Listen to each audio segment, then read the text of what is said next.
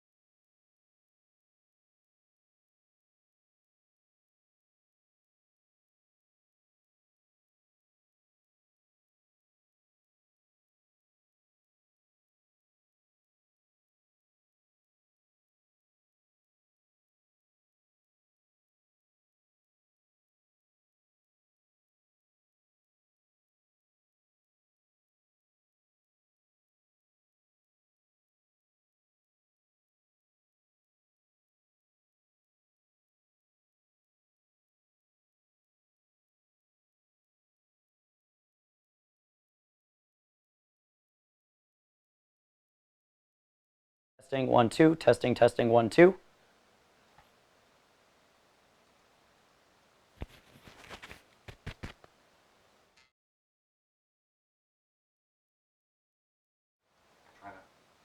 Trying it now. Testing 1 2, check. Microphone not working.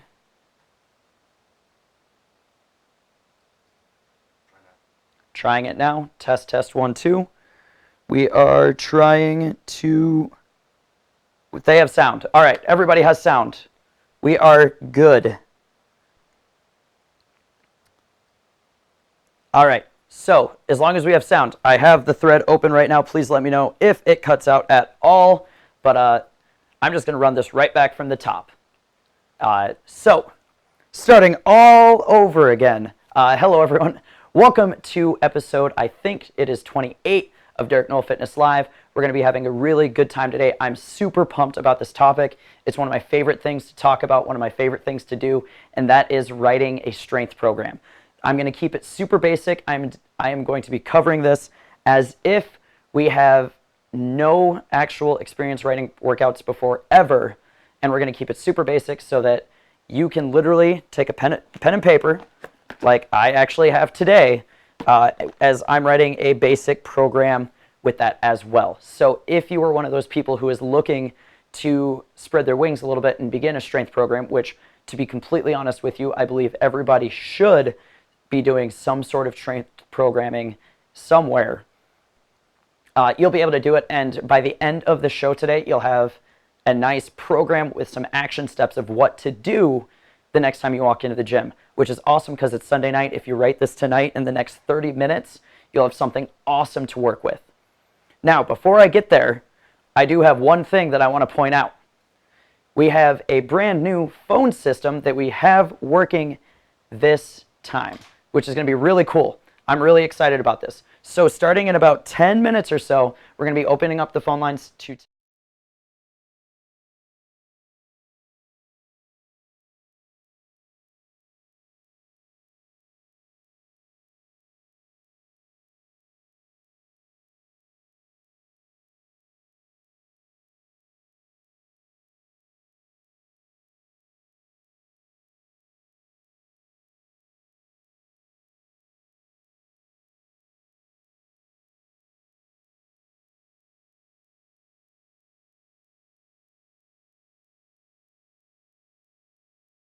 Like I was saying, we have this very nice topic today of writing your first strength program.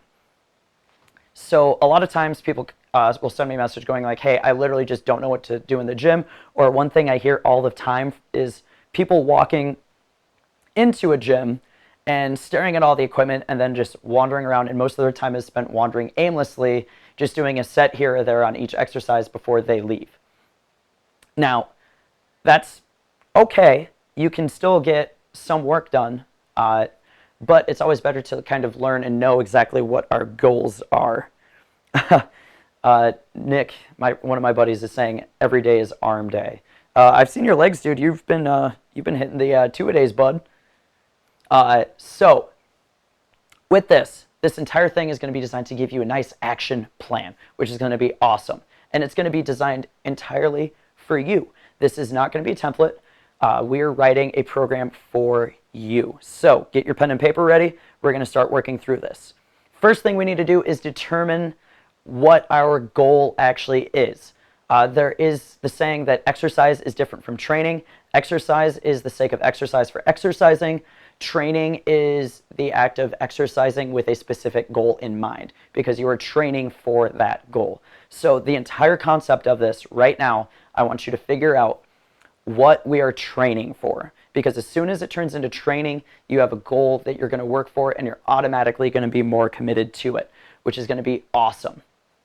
So if you have no idea what your goal should be, it could be something kind of vague to start out with. We can look to be getting stronger. We can look to be putting on muscle and size, which, by the way, are two entirely separate things. Most people think that if you lift super heavy weight and you get really strong, you're just going to be putting on a ton of muscle. That's not really the case. There have been some people who are like 140 pounds deadlifting over 600 pounds. So the whole strength and size, they do not necessarily go hand in hand, which I feel like should be a giant sigh of relief for all of the women who decide that they are never going to lift heavy because they don't want to get bulky. So like I was just saying, I know people who are 140 pounds deadlifting 600 pounds. I want to be them because that would be an awesome, awesome goal to have. Are you an athlete? Are you training for a specific sport, or are you training for a look? If you're training for a look, maybe you're going more into the bodybuilding aspect because you want to bring up some of your weak areas, like for women, for example, glutes a lot of times. Women always want a bigger butt. A good way to do that is hip thrusts, but that's neither here nor there. Are you looking to start running? Because believe it or not, even if you're doing running as a goal, you should still have a strength program in place. And I actually, one of the head trainers of Nike and their sports performance figured out that a hex bar deadlift is the most effective exercise to improve running. And it's across the board. So if you're looking for a sprint, he can accurately predict an NFL receiver's, or basically anyone's 40-yard dash time based on where their step is at the 11-yard line, and he can help make that happen by improving your hex bar deadlift. By the same token, he looked at Boston Marathon runners, and he worked with a Boston Marathon runner and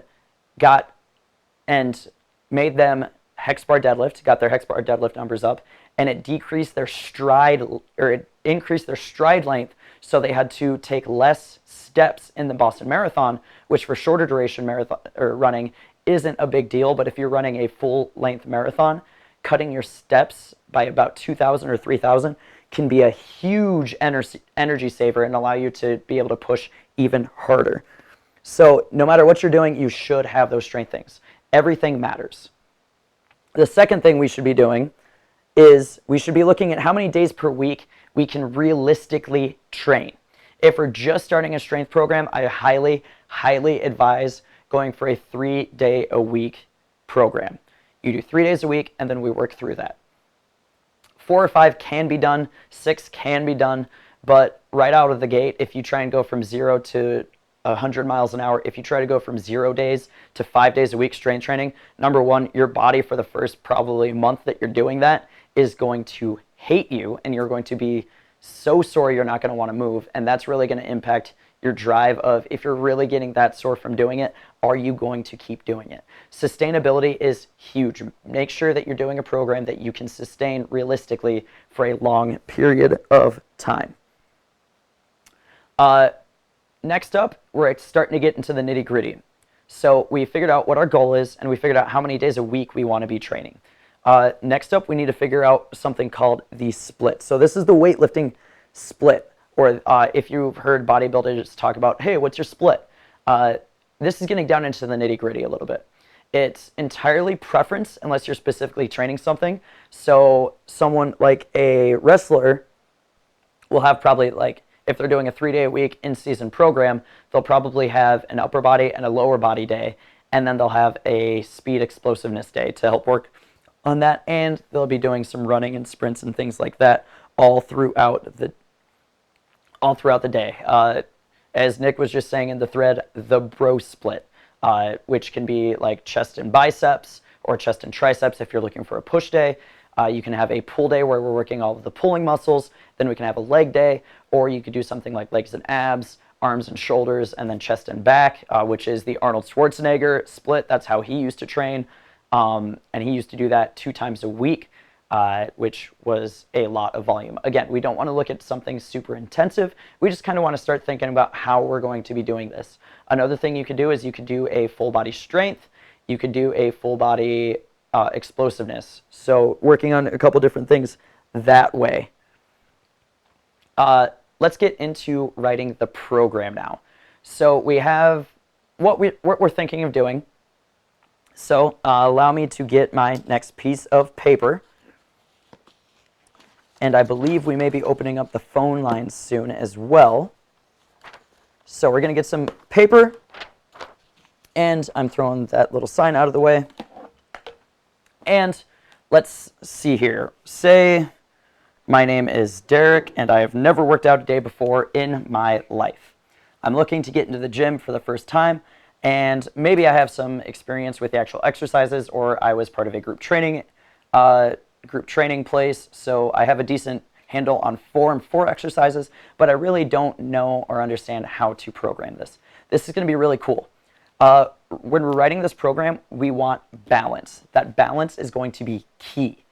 We can't have every single day is arm day, unfortunately, because then we're going to be neglecting all of the rest of our body. And while we might get some 24-inch pythons like Hulk Hogan, the rest of our body is not going to is not going to be following, then all of a sudden we're going to look, our proportions are going to look ridiculous, and we're going to hate how we look even though we're working out every day doing arms.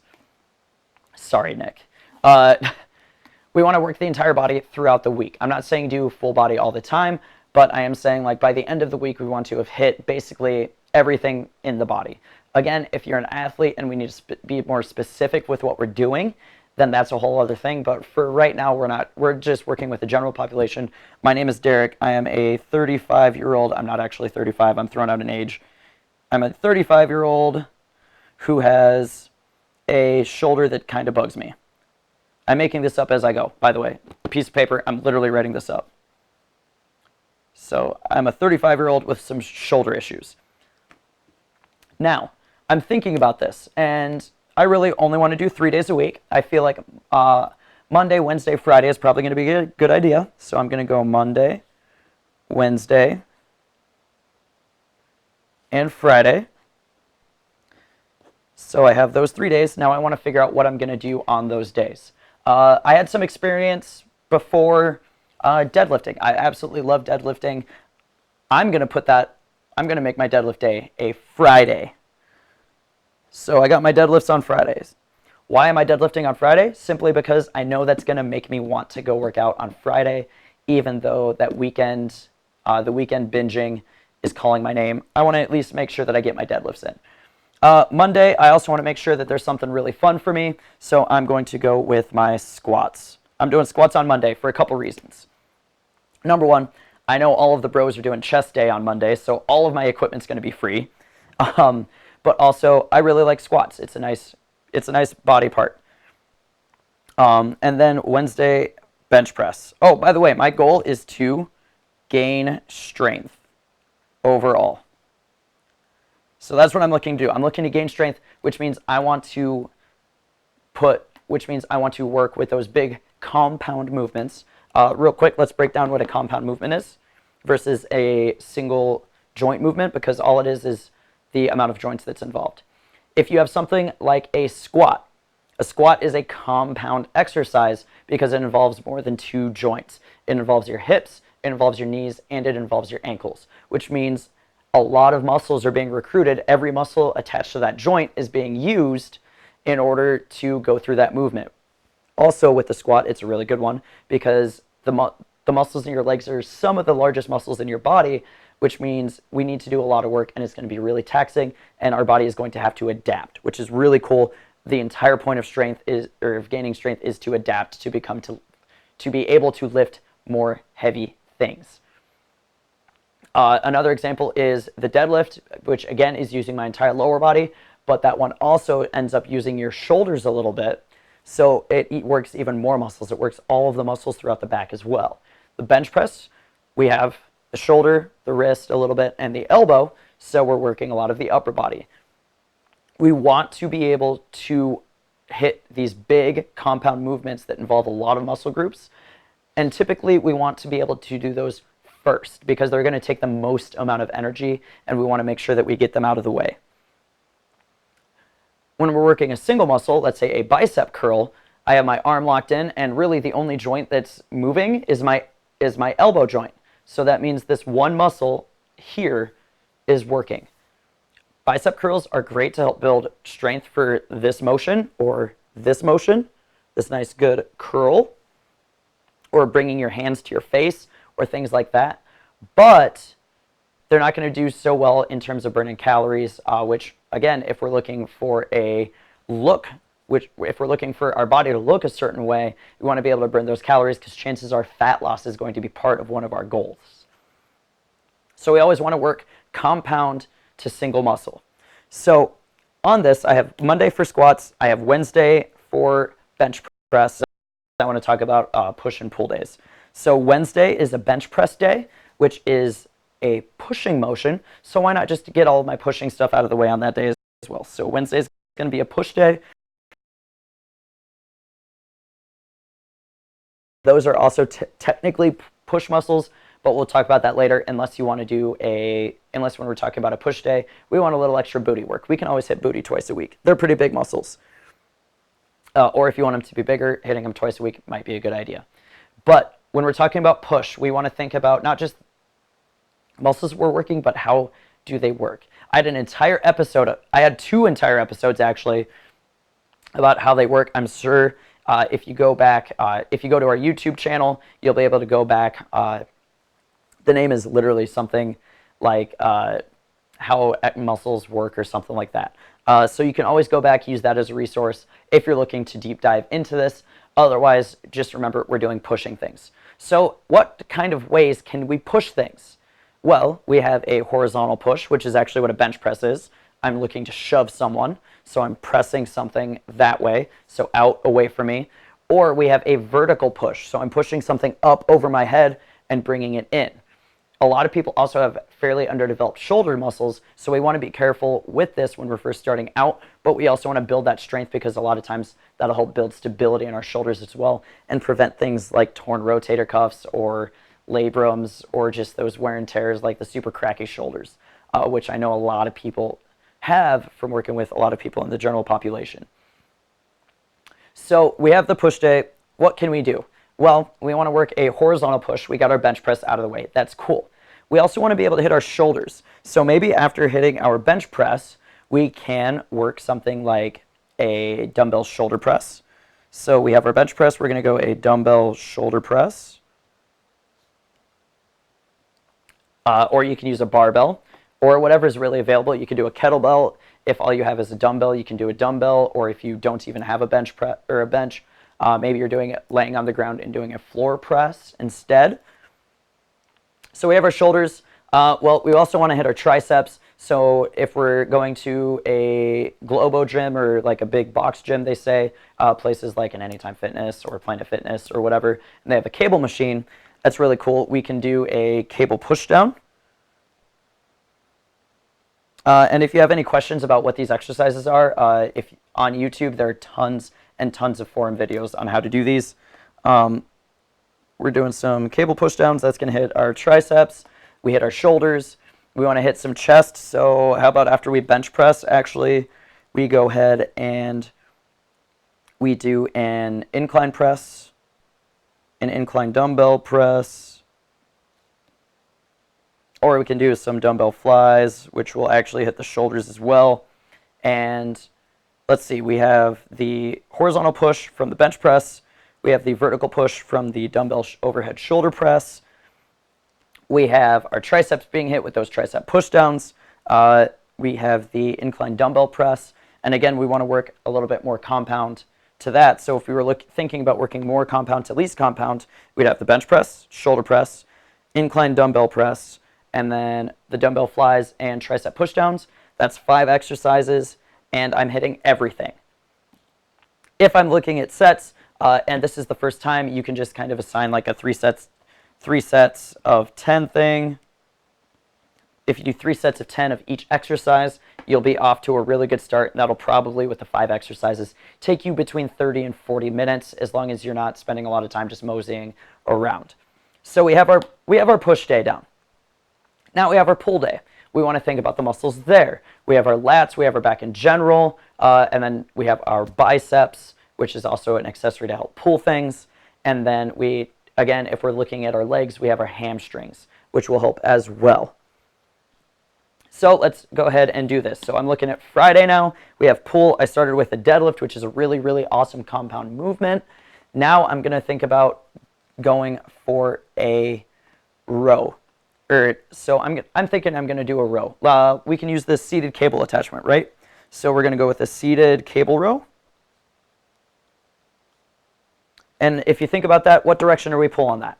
We are pulling that towards us. That is a horizontal movement. Again, we're looking in the horizontal plane, and we're going to be looking in the vertical plane. So we can do something like pull-ups, or if I've never really worked out, I don't have strength to do pull-ups, I can use a lat pull-down machine. So all of a sudden, we are going with lat pull-downs, and already our lats are being hit. So I'm also thinking about, I'm working those rows, which is going to hit my lats and my biceps a little bit, cable pull-downs, which is going to hit my lats and my biceps a little bit.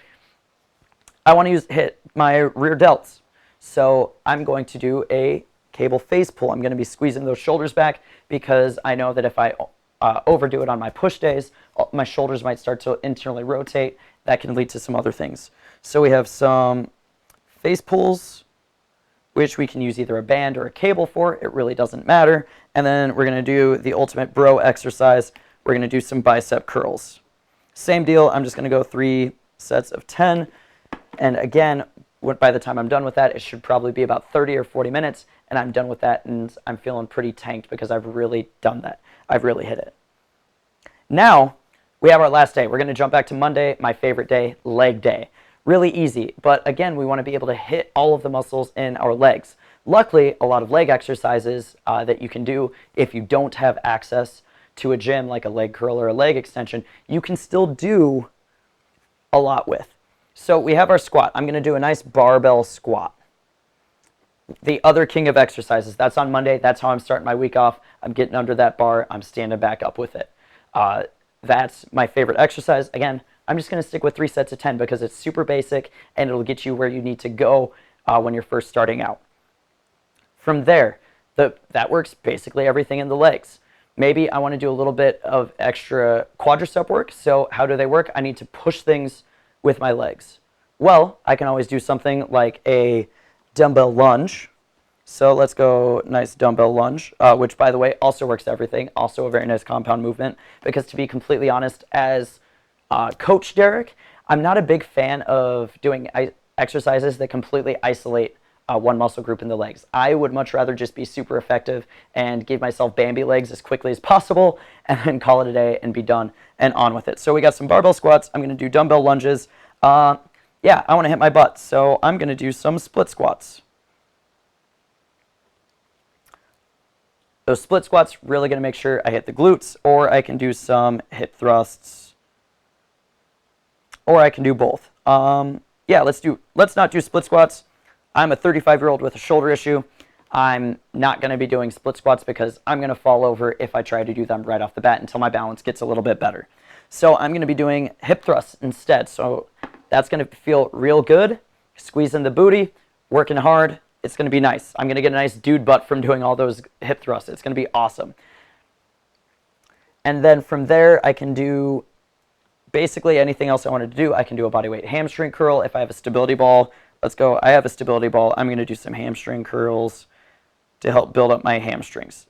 If you were a high school athlete and you're a basketball player, there's a very, very strong chance that you have underdeveloped or weak hamstrings. So doing hamstring exercises at the end of your leg days will be very, very beneficial to you. And again, I'm not a physical therapist, but I've seen anecdotally that strengthening hamstrings sometimes will help not really fix knee issues, but help alleviate them a little bit. Again, I would go see a physical therapist if you're having those issues. Don't talk to a personal trainer. Talk to someone who is fully qualified to help you fix that pain. Physical therapists are awesome. Get yourself a referral if you need one. So, and again, I'm going to be doing 3 sets of 10 of everything, and I've hit basically everything in my legs. Oh, I need to do some abs. I'm going to start out with some hanging knee raises. Hanging knee raises, and then we'll do a plank. And make sure I'm doing a good plank too. So I don't want to hold a plank that I can hold for 5 minutes. I want to make that the most difficult plank I can. You can go back to one of my earlier episodes. I talked about the root position in a plank. It was honestly, I think, in one of the first 5 episodes I ever recorded, but you can check that out. So we have a really nice program there. Legs, you can just bust them out. And again, by the end of this, you'll probably have Bambi legs. How big of a weight should you choose? Well, the big answer is it depends. That's the main one. It depends on what your goal is. If you're looking for strength, you want to really push those numbers up, maybe drop those rep numbers down because you're not looking to fully burn out the muscles. You're looking to move as much weight as you can. If you're looking for muscular size, maybe you move the rep numbers up. You do more to help maximize that. But there is really something that is called minimum effective dose. And that applies in basically all things, but it definitely applies here. If you jump into doing a ton of volume and you cannot recover from it, then you're not going to be doing very much. If you've never done a program before, your body is going to adapt very, very quickly. in the training world, we call it newbie gains. But in the first 6 months, your body isn't necessarily making huge muscular adaptations. A lot of times when you see that big upswing in strength, it's your nervous system learning how to coordinate everything and becoming a more efficient machine in lifting up those weights. And that's where a lot of the strength gains in the first 6 months come from. After that is when you really start to put on the muscle and size. And recovery and nutrition is a whole other topic that I've covered multiple times before, and I really recommend you check out, or you talk to someone who's qualified to do that. Please do not get your nutrition advice from Netflix. That is probably the worst place you can do it. It really makes me die a little bit inside when people come up to me and they ask me if I've seen movies like Game Changers or What the Health or things like that, asking what my nutrition advice would be from those.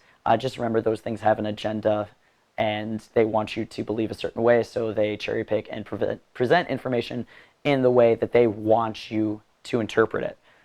Basically, they're trying not to tell you how to think, they're trying to tell you what to think. Always figure out how to think about something, figure out what sources they're using and analyze it for yourself.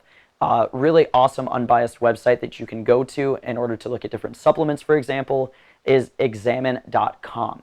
This examine.com, and again, I'm not affiliated with them in any way. I'm not getting paid or anything from that, even though that would be really nice. They present information. They basically take all of the studies that have been done on certain supplements and they combine them together, and they give you the trends of what may or may not be true about something.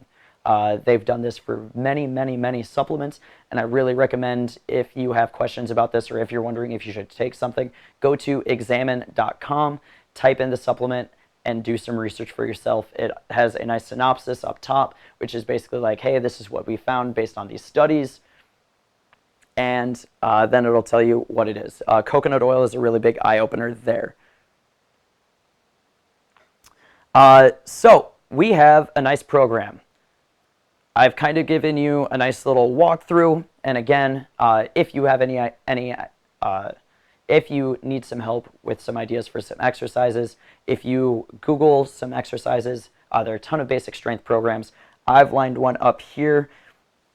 If you would like me to post this, I can make this look pretty neat, and on Tuesday when the podcast version of this drops, I can actually drop this basic workout plan as well. Again, this isn't meant to specify any specific weakness.